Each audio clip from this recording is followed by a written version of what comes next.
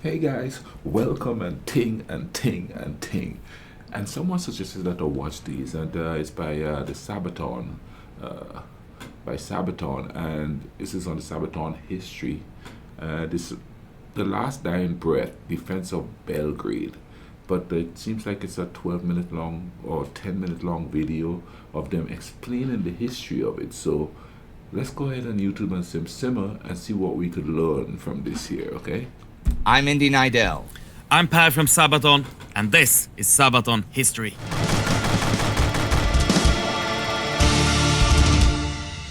Per and I first met when he was a guest on my channel, The Great War, to talk about the history behind the Sabaton songs that deal with World War I topics. And The Last Dying Breath is one of those songs. It was about the Defence of Belgrade.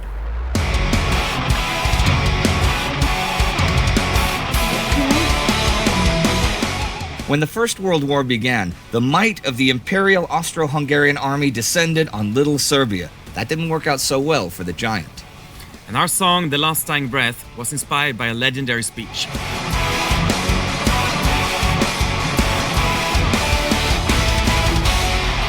The fighting in the Great War had returned to the place where it all began. The Austro-Hungarian invasion of Serbia in 1914 had been a complete failure. The Serbs had won resounding victories at places like Cher and Drina, and the long Battle of Kolubara, which even saw the Austrians take Belgrade, though they only held it for 2 weeks, pushed the Imperial Army back out of Serbia with devastating losses. Well, it was now late 1915, and they were going to try again. Serbia was a major prize. Taking it would give the Austrians one fewer battlefront, and it would open up a direct rail supply link from Berlin to Constantinople. This time, it would begin with a combined Austro-German force under Germany's renowned August von Mackensen. He planned to attack Serbia at multiple points on its northern front, while secret negotiations were proceeding with the Bulgarian government about joining the war and then also the Serbian invasion from the east. His plan was simple. The newly reorganized Austro-Hungarian Third Army was to cross the Danube and the Sava west of Belgrade and take the high ground south of the Serbian capital. This would not only isolate the city, but also bind as many Serbian troops to it as possible. Mackensen well knew the importance of the White City for the honor and prestige of the Serbian people. At the same time, his 11th German Army under Max von Gallwitz would cross the Danube to the east of Belgrade and push further inward into the Morava Valley, threatening the main Serbian forces outside the capital and the city itself from the other side. While the Austro-Hungarians were the anvil, the German army was to be the hammer under which the Serbian army would receive the killing blow. War begun, the Kaiser has come. Day or night the shells keep falling. Overrun, but never outdone. Street to street, denying defeat. But you know, the Serbs had time to prepare. Months had passed since the defeat of that 1914 invasion, and another attack on the capital was of course anticipated. Both the Danube and the Sava were major obstacles, and the Serbs readied their defenses. Mackensen had to hurry with his plans before the onset of bad autumn weather, and it was already late September when his forces reached Belgrade. After the taking of Temeziget, one of the biggest islands in the Sava, they made ready to storm the city.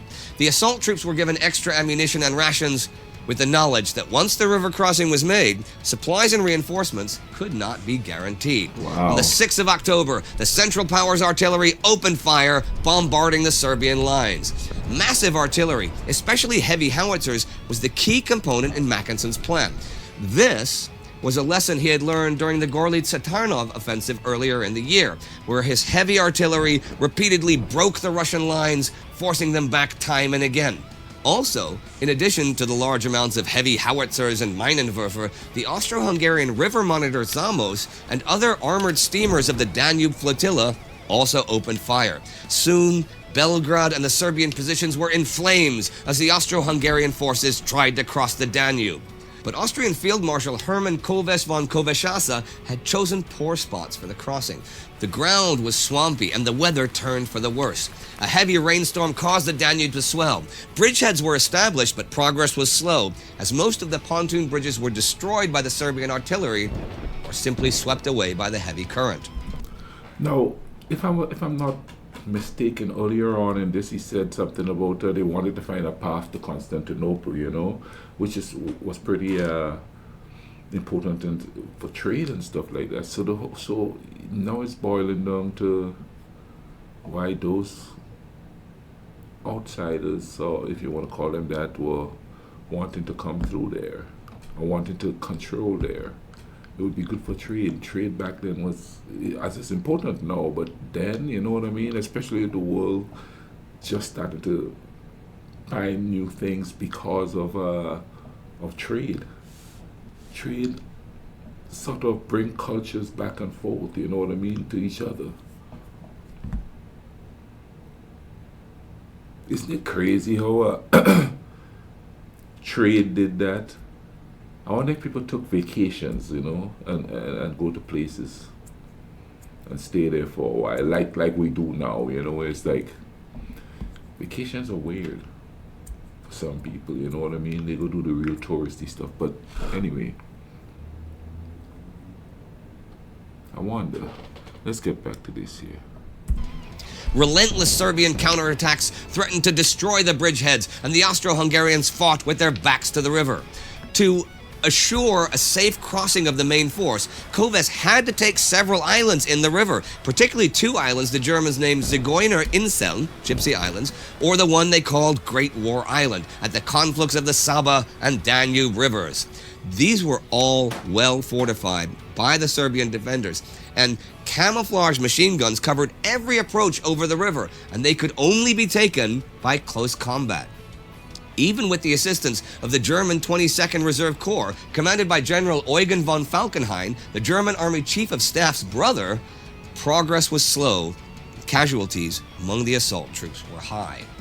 Overrun, you're under the gun. Day or night, the shells kept falling.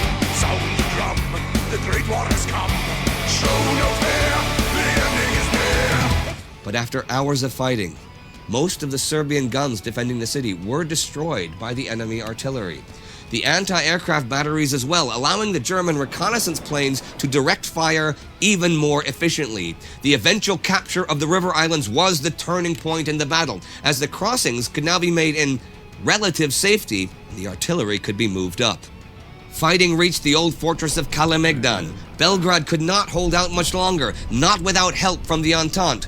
French troops were en route from Salonika, but it was extremely doubtful they could arrive in time to help. Still, counterattacks were made wherever possible. So while the Austrians at Kalemegdan waited for reinforcements, the men of the Serbian 10th Infantry Regiment, under Major Dragutin Gavrilovic, prepared such a counterattack. They knew it was likely futile, but they planted their bayonets and prepared to at least delay the enemy from entering the city. This was the moment Major Dragutin Gavrilovic made his speech. Soldiers, exactly at 3 o'clock, the enemy is to be crushed by your fierce charge, destroyed by your grenades and bayonets. The honor of Belgrade, our capital, must not be stained. Soldiers, heroes, the Supreme Command has erased our regiment from its records. Our regiment has been sacrificed for the honor of Belgrade and the fatherland. Therefore, you no longer need to worry about your lives. They no longer exist. So forward to glory, for the king and the fatherland. Long live the king, long live Belgrade. The story goes that Gavrilovic's men stuck flowers to their tunics taken from a flower shop nearby as they prepared to charge to their deaths. It was indeed heroic. Most of Gavrilovic's men were cut down by the Austro-Hungarian guns. Gavrilovic was badly wounded, though saved from death by other survivors, who dragged their major back from the fighting so that he, at least, could live to fight another day. Man, can you imagine talking to people that you know that within a few hours or a few, minutes, they're going to be dead? To have that responsibility on your shoulder. And to those who went out to fight and thing, you know what I mean? And that's just not here, but in any war, you make a conscious decision to be out there.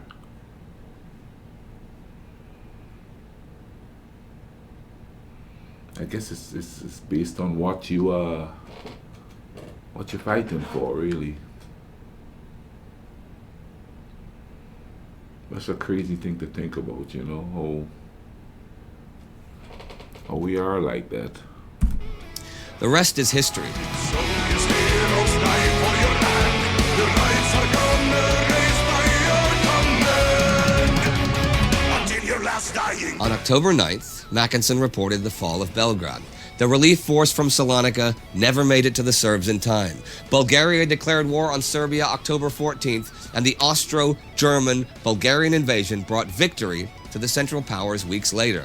Today, Gavrilovich's speech is etched into a monument near the Nebojsa Tower to commemorate their valiant last stand. The stand of a defiant and proud people refusing to be cowed by an overwhelming force.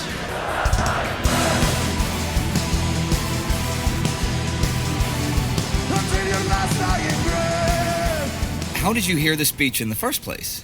So, a very long time ago, Yeah? I happened to get acknowledged with a girl from Serbia. Okay. This was by the time Sabaton was formed. And we were kind of talking constantly. And she hoped that we would come there and play one day. Yeah. Which I didn't think would ever be possible, because at this time there was a war. And in 2007, we come to Serbia for the first time. Yeah? And I meet with her. Yeah. She shows me around, takes me to the fortress, and tells stories about Belgrade's history. Okay. This was the first time I heard about Mayor Gavrilovic and the speech and the Defence of Belgrade. Speech was all I needed to be inspired to write a song. So this song we've only performed once. We played in Serbia, in Belgrade, and as a special treat, we had the speech pre-recorded by a famous Serbian actor. And it was magic for us to hear, because all the people in the crowd, they could scream along to They knew these words. the whole thing. They knew Yeah. the words by Yeah. heart. Yeah. And we were standing backstage and listening to this, and we were full of tears just Yeah. before we gonna play the song, because we knew how much this speech, this history, meant for the people out there. And when we walk out there to play that song, this was one of the absolute highlights of our entire career playing a song. Wow. And ladies and gentlemen, Last Dying Breath.